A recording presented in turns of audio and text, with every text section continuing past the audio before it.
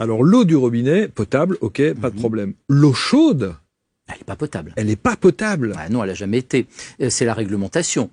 Là encore, c'est pas moi qui le dis. Mais je savais pas du tout ça. C'est la réglementation. Mais par exemple, quand on veut faire chauffer de l'eau, on fait chauffer de l'eau et en général, on va commencer par mettre de l'eau chaude du robinet pour ensuite faire chauffer de l'eau. Non, ça, vous allez faire ça, mais vous n'allez plus le faire. Vous faisiez ça.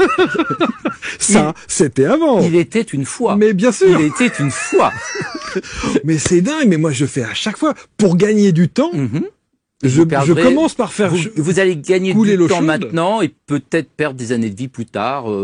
Donc très clairement, l'eau chaude du robinet n'est pas potable. L'eau chaude du robinet, c'est une eau technique. Elle est passée majoritairement chez nous dans des ballons. Et ces ballons, il faut savoir que là-dedans se développent des bactéries. Les ballons, d'ailleurs, on veut qu'ils soient toujours au-dessus de 70 degrés. Mais le problème, c'est qu'il y a des vieux ballons qui chauffent moins bien et qui à peine arrivent à 55 degrés ou 50 degrés. Et dans ces ballons se reproduisent des bactéries.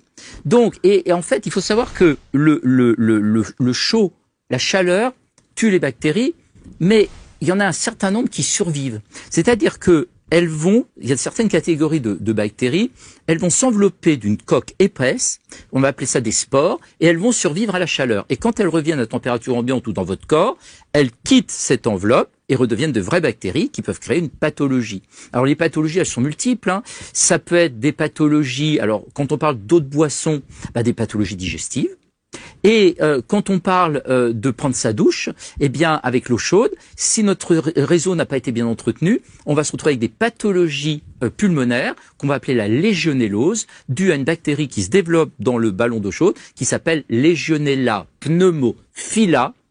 Pneumophila qui aime les poumons. Legionella des légionnaires, parce que la première fois qu'on a découvert cette bactérie, c'était dans une épidémie d'infection pulmonaire à un congrès de vétérans du Vietnam en 1976 à Asilomar aux États-Unis.